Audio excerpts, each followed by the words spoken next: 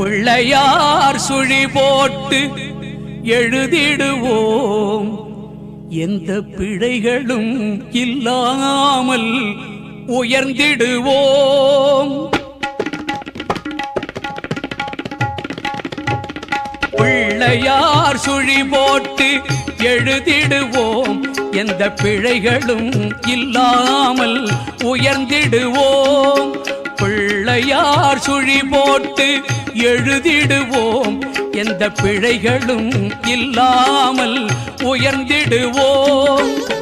அல்லல் போம் வல்வினை போம் தொல்வினை போம் அல்லல் போம் வல்வினை போம் தொல்வினை போம் பால் ஆழியில் துயில்வோனின் மருமகனான ஞான பிள்ளையார் சுழி போட்டு எழுதிடுவோம் எந்த பிழைகளும் இல்லாமல் உயர்ந்திடுவோம்